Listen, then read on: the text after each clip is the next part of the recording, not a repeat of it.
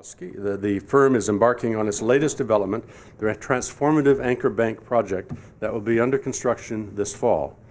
He founded ULI in 1974 with his business partner, Tom Newyar. Is that pronounced right, I hope? Yes. Thank you. It's a real estate development firm specializing in adaptive reuse of existing vacant structures and the development of new downtown projects. Its goal is to create quality developments that will be owned and managed for the long term. At ULI, Brad has undertaken complex developments that have revitalized downtown Madison, helped to make it the vibrant district that it is today. His pioneering development projects have ranged from the renovation of Fire Station No. 2 in 1980 to the award-winning Block 89 development. It has been 10 years since full completion of Block 89, and it continues to produce the highest property tax revenue each year of any block in the city of Madison. And one final note, because in talking to Brad, I learned a little bit more about him.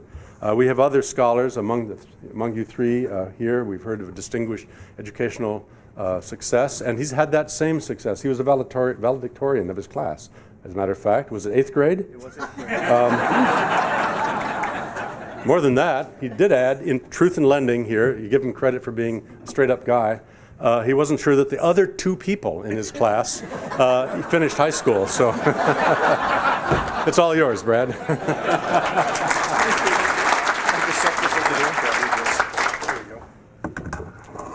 Success did come early to me, and honestly, I don't think the other two girls made it through high school. So, now you look at Heartland Arrowhead, which is where I went to school at Bark River School, and it's a gigantic area with probably one of the largest high schools in the state of Wisconsin. So, but it wasn't too far from Little House on the Prairie back in the 1950s. Thank you, by the way, for inviting me to speak to you today. I think that when you look at the commitment Downtown Rotary has had to the Capitol Square because of your weekly meetings and bringing traffic and energy down here, it's a terrific commitment, and one that I think serves downtown really, really well.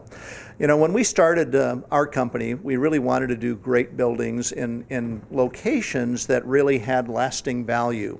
And those of you who recall the Capitol Square back in the 1970s and 1980s, when all of the retail stores left and went to the malls on the east and the west side, it really was a pretty dead space. There wasn't the energy, there wasn't the activity that we enjoy today. And I think that's really been just a huge transformation, because today the square is just loaded with people. When you look at the activities that occur around the square, from art fair on the square, the sporting events, the Madison Triathlon, farmers market, the square is overrun with people, and we are really truly blessed to have all of that activity and all of that energy, but in a place that has almost no development opportunity, because we're sandwiched in between two isthmus. We're in the downtown for the most part is built out, and one of our great challenges, is how did we get to where we are, and where do we go from here? Again, back in the 1990s, Block 89 didn't exist. There was no activity. We had a one-story, department store, a closed department store that was a daycare center at the corner of Main and King Street. Today, you've got a 560,000 square foot project that was possible only because of a very effective partnership between the City of Madison and our company. In 1990, what you had on Pinckney Street, instead of Marigold Cafe and Johnny Delmonico's, was Gus's Grocery, and a bunch of rundown, really failing, vacant for the most part, structures that really didn't contribute anything to life and vitality. Again, 33 East Main rose out of where the Kresge building was. And, U.S. Bank, which in 1974 was a major commitment by a big financial institution, when it was built, was the best office building in town.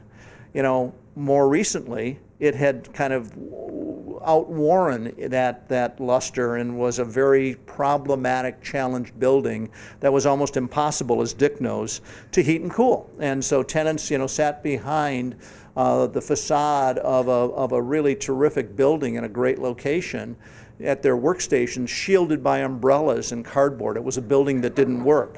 We were able to buy it and really, convert it into a LEED Gold certified project, and instead of a dead office building with only 3 entrances, created space for grays and latois that brought a lot of life and activity and energy into the downtown. It's probably, for those of you that haven't had the benefit of sitting at the bar at Gray's or eating a latois, it's literally, I think, the equivalent of any dining experience that you could find anywhere in the world looking out on the Capitol Square. You feel like you're almost at a picnic inside of a terrific building that really does work. Today, and actually next Wednesday officially, we're about to embark on our most recent project, which is the redevelopment of the Anchor Bank properties. Anchor Bank, much like US Bank Plaza, was built by a financial institution that had really strong commitment to downtown, and was built in 2 phases, in 1968 and 1973. But like US Bank, it's a building that was really failing. All the precast fins and columns on the outside are literally in danger of falling off. The floor plate was antiquated. It was basically built in 2 halves. To get from one half to the other, you'd have to walk through a stairwell, or there's a 4.5-foot corridor on the Capitol Square. It had an existing parking ramp that's at the end of its useful life, and the triangular block that's bordered by Hamilton, Doty, and Carroll Street, that basically sucked the life out of that entire quadrant of the square. When you look at all of the life and activity that's generated elsewhere on the square, as you walk over here, there's really nothing going on because the parking ramp doesn't really offer any habitable space that you can use. And so, parking has always been a really key component, of creating developable and attractive space downtown. You need parking, to satisfy the needs of your tenants and their clients and visitors. Anchor's solution was to build an above-grade parking ramp that at one time was kind of considered the state of the art. And the city built many above-grade parking ramps that you'll see, around the outer ring. But it really had outlived its useful life, and I think is really an example of something that needed to be taken to another level if downtown was really going to develop to its full potential.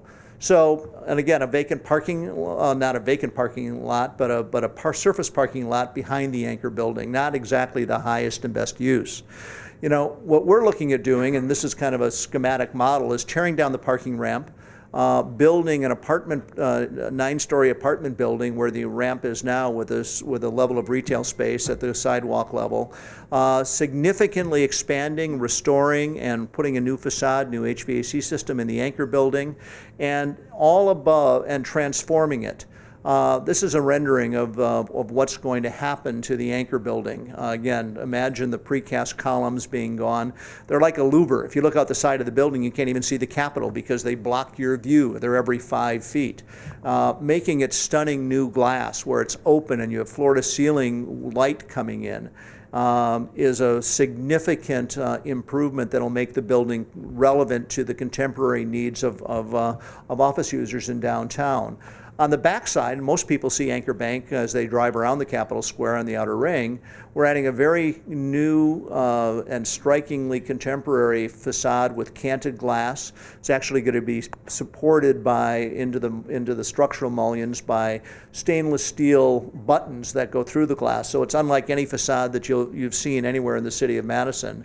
And behind that building, where we're actually going to convert the ground floor of the Anchor building from the Anchor branch bank, they're going to move to the east side of the building. We're going to do a stunning new kind of restaurant retail space that terminates in a landscape courtyard above, again, a 5-story underground parking ramp that goes underneath Carroll Street.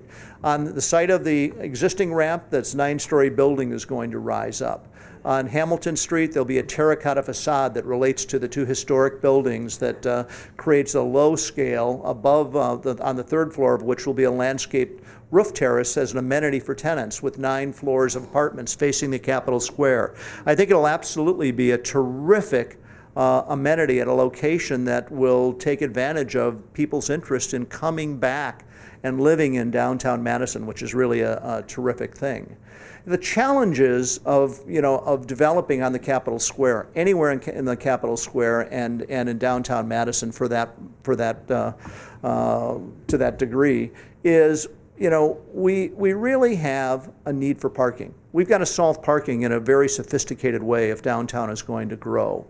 When you look at the office market, diversifying the office market, making it more attractive to a variety of people other than the lobbyists and law firms and financial institutions that comprise a major portion of it is really important. And there's a great opportunity and a great moment to capture that demand, not only that we're trying to take advantage of, but other developers are as well.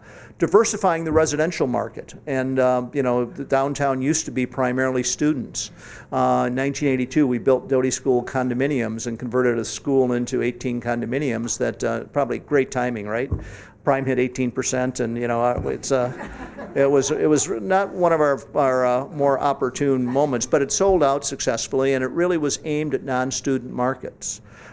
There's a tremendous interest in people moving into downtown Madison because of the quality of life that exists here today, that we've got to figure out how to capitalize on and how to create development opportunities that won't really disrupt neighborhoods and create access to those development opportunities from areas in the county, where people are employed. Basically promoting the quality of life and managing negative behaviors downtown. We're all, aware of the homelessness issues, and a lot of the disruption and angst that's causing, and that's a real issue. I think that we have to figure out as a community, how we're going to deal with. And I again mentioned the transportation to and from downtown. But the key to developing in downtown Madison is solving parking.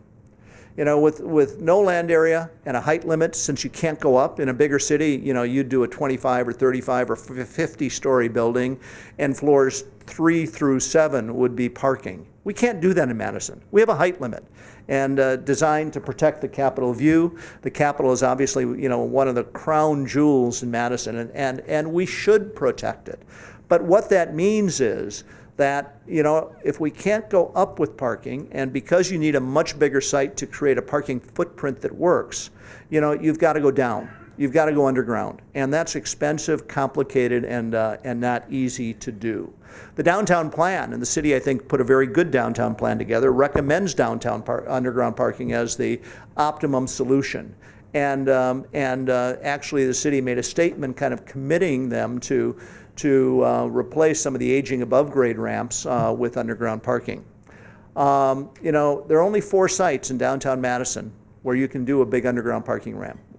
Urban Land Interest owns 2 of them, the Anchor Bank building and the land surrounding American Exchange Bank, where at some point in the future we intend to do another Block 89-like project. The city owns the other 2, and the first of those sites is Judge Doyle Square. That's presently in the news that is being advanced for development. And the other one is the Brayton lot, which is almost a full block off of East Washington Avenue. Except for those 4 sites, there's no other location in downtown Madison where you can do a big underground parking ramp. So if you can't supply parking, in a way that allows you to maximize the development space above grade and create the life and vitality and energy at the sidewalk level that the pictures showed and you've all experienced, going to a great bar or a restaurant and entertaining and hanging out after work. If you can't drive parking underground, you can't accomplish that quality of life. In Block 89, the reason Block 89 could happen, it was because we structured a financial partnership with the city, and George Austin was the Director of Planning and Development in those days. We approached George with a pretty different concept. putting parking underground so that we could, again, maximize the quality of activity at the sidewalk level and maximize the rentable area we could create using kind of contemporary architecture to recapture the traditional scale of the square.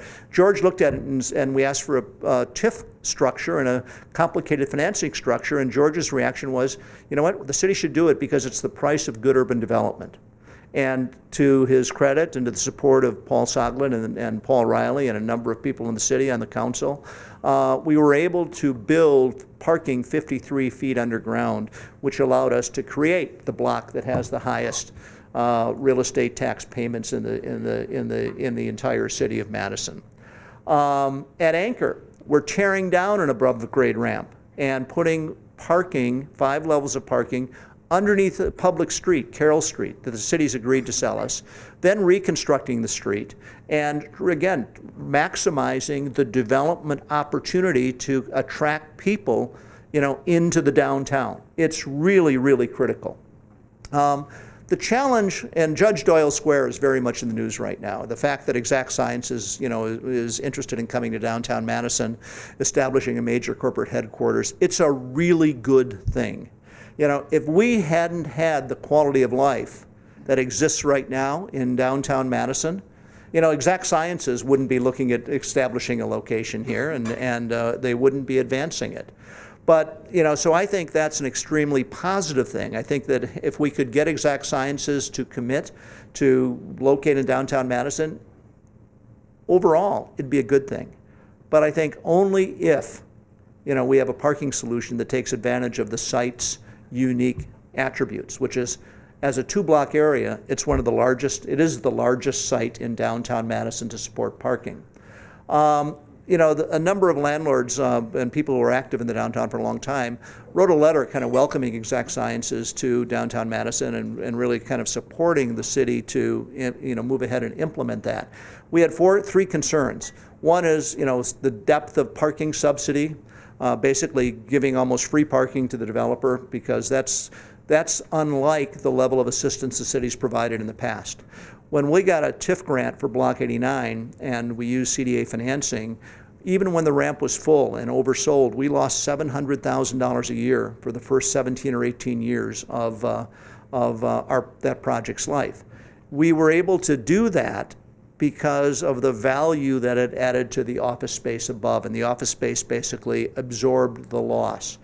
The level of subsidy that's being provided to the developer for parking, I think, is one of the public issues that needs to be debated, that ultimately will have to be reconciled. But it's a significant change of strategy.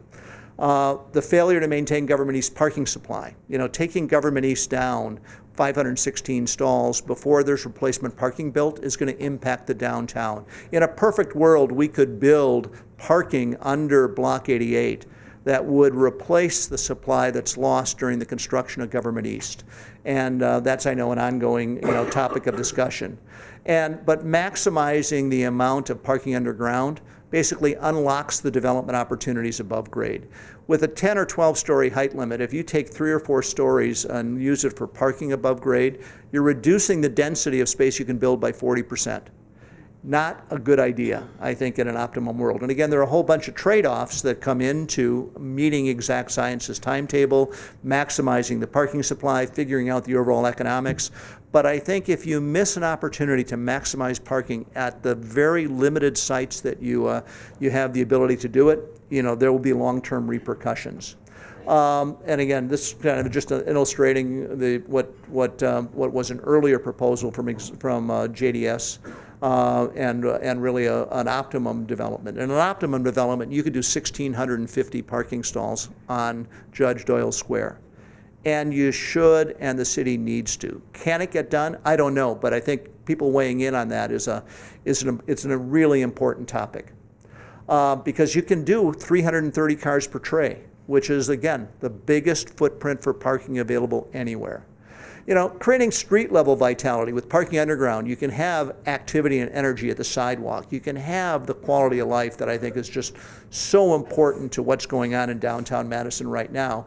because that level, and by the way, at Anchor, we're adding 40,000 feet of retail restaurant space, on both sides of Carroll Street. So instead of being dominated by a dead parking ramp, we're going to have an exit to public parking in the middle of Carroll Street where people will flow out of an after-hours parking ramp and come into retail restaurant street space on both sides of the street. I think it'll be a terrific amenity, and wait till you see what happens in 3 years in that quadrant of the square. It's truly going to be transformative. We're also buying the Isthmus building on King Street, and it's an example of taking an office building and putting it back to retail use.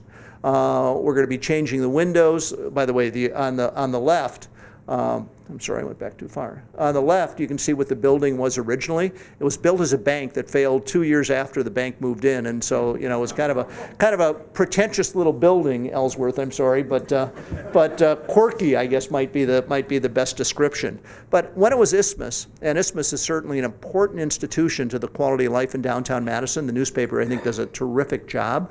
But as an office building, it doesn't add anything to the vitality of the sidewalk and to the energy. So we've leased it to Merchant, who's going to be opening a place called Lucille. And in the next 4 or 5 months, you're going to see the building transformed with some open windows that bring transparency in, that kind of recall some of the existing architecture. The quality of life that we have down here now is really having a big impact on the character of the office market. And in a very short time frame, in 2011, 4 years ago, 70% of our tenants were legal, financial, or government, were in that market segment. 70%. Today, 63% are. And that's not because the legal or the financial institution or market is shrinking. It's because another market is growing. Between 2011 and 2015, the law firm market in downtown Madison, from our occupancy standpoint, was stable. It grew by 2%. So basically, it's dead stable. Because of the new space we were able to create, we have 30% more restaurants than today, more restaurant space leased than we did 4 years ago. A really good thing. A challenge because it's a very competitive marketplace. But what's really important to the future of this market is our technology market segment grew by 143%. Now it's starting from a smaller base, so that's an impressive percentage. But what it I think conveys for the future is really important, because we have a company now, Zendesk from San Francisco, just went public about 7 or 8 months ago, that came to Madison a year and a half ago, leased 2,000 feet of space in the basement of Center 7, that is grown to occupy 20,000 feet of space in US Bank. In San Francisco, they have 400 employees, and they can't grow because the market is so competitive both for people and for space that they think they're maxed out. The CEO, Danish fellow who came here because America was more receptive to startups than the socialistic system in Denmark, and worked hard. He's got an interesting book called Startup Land for any of you that might want to read it. But basically came to Madison because he needed to meet 5 people that he hired who said they weren't going to go to San Francisco. They had the audacity to say, I don't want to live in San Francisco. So he had to kind of stop by and say, who are these guys? And what they told me I can't do something, bring you to San Francisco. He was on his way to Austin and Boston and to look at establishing a major regional office there. He was so taken by what he saw in Madison that, again, he said, we're going to make this our regional headquarters. He now occupies 20,000 feet of space in US Bank, very contemporary space. They're on their way to probably 30 or 40,000 feet and maybe more. And they came to Madison because of the capacity of workforce. The university had a big influence in their computer science department on who he wanted to hire. And he came to Madison because office space was cheap, which is kind of like a stake through my heart. But he came to Madison because of the quality of life that we have. huge. And what you're going to see over the next 5 or 6 years, and it's not just because of what we're doing. Here are new Zendesk interiors out of some what used to be very dated Quarles and Brady space in US Bank Plaza, all full of dark wood and little offices. For those of you that haven't seen Quarles and Brady's new space in 33 East Main, it's truly spectacular. But, But again, US Bank was a tired building. People are looking for different quality of accommodation today. And the ping pong tables, the dogs in the office, meet and greet areas, kind of informal breakout areas, that's really the office space of the future. This is another, space in US Bank Plaza that we just opened. They had their open house earlier this week, or last week. And, spectacular space, converting traditional office space into something more contemporary, more fun, that can appeal to a younger worker. Lindsay Stone & Briggs. Marcia Lindsay was our first tenant in Fire Station number 2, back in 1978. And, Marcia came back home again, I'm delighted to say, into some extraordinarily contemporary space in US Bank Plaza. And we took, again, a fairly, traditional dated space and turned it into something spectacular. Other developers, the Hovdes, are renovating the old AT&T building on West Washington Avenue, 152,000 feet of space, and attracting a whole bunch of young, energetic tech companies who are looking for affordable space. That's a wonderful thing. And they're 65% leased, moving to 90%. The Frautschi project at 100 State Street that was done that attracted American Family and HealthX Ventures is a terrific opportunity. What Starting Block is doing on East Washington Avenue, I think, is a bold move into the future and is really going to, have long-term repercussions. Because the tech market is really going to change the face of downtown Madison in a very significant and in a very short time period. It's also having a huge impact on the residential market. We started developing apartments, and we're still developing apartments, even though they aren't, kind of as high profile as some of our commercial activity in the downtown. But 70% of our downtown residents, and this is looking at 2 projects, 727 and Tobacco, over next to Findorf's new office building, are between 30, 25, and 40. Average age, 34. 56% of them are people that moved to Madison from outside, the city. People that are coming here to work because, again, they like the quality of life. 25% of our tenants, or 26% of our tenants, work for Epic. So while Epic's a really dominant force and something that we've been really blessed to benefit from, it's not the only, nor is it the major source of in-migration to downtown Madison. We've talked a little bit. I think I'm running out of time, so I probably don't have time to comment much on some of the social problems we're having. But look at Philosopher's Grove, next to at the head of Mifflin Street on the Capitol Square. Since removing the stones and creating less of a place where people can loiter and socialize, I think it's really had a major impact on at least what's going on in that area. It's got to be continued, and there has to be a lot of community support to deal with some of the homelessness and behavior issues. But I think one of the biggest issues we face, I don't think anybody's talking about yet, and that's the traffic congestion that comes with success. As downtown grows and we have more density, we're going to have more traffic. Go to downtown Chicago. Go to downtown New York. Go to downtown San Francisco. The traffic is horrible, because it's, while they have BART in San Francisco and public transit, it's such a dense place that, traffic is going to get worse.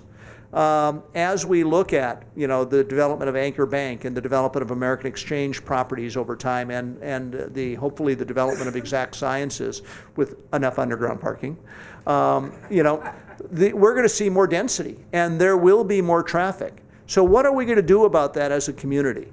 When you look at the impact that Epic's having, and you look at what American Family's doing on the east side, and you look at the importance of an airport airport and the air connections to other places in the city. Maybe it's time to start talking about some kind of a commuter rail, but not a commuter rail as it's been discussed in the city right now, kind of going throughout the neighborhoods in the city. Maybe commuter rail that links Epic to the airport, to downtown, to American Family, a very targeted transit network that really starts to diminish the need for cars on the road. I think it's one of those things that it's time to start talking about and time to start planning for that I'm not hearing much discussion about yet, but it's really important that we do it. So, with that, all I can say is, we've been blessed to be able to work for a long time in a place that's a truly wonderful place. It's wonderful because of the commitment of people like you and Rotary and all the people that serve on the city council and enable good projects to happen. I think our challenge is, how do we continue to build on the momentum that we have right now? How do we do it in a way where 15 years from now we look back at the decisions we make today and reflect that we've made the place a terrific environment to be. And I think the quality of the buildings, the quality of the parking that we do will shape, as Churchill said, the future of who people are that come and live and work in downtown Madison. So thank you very much.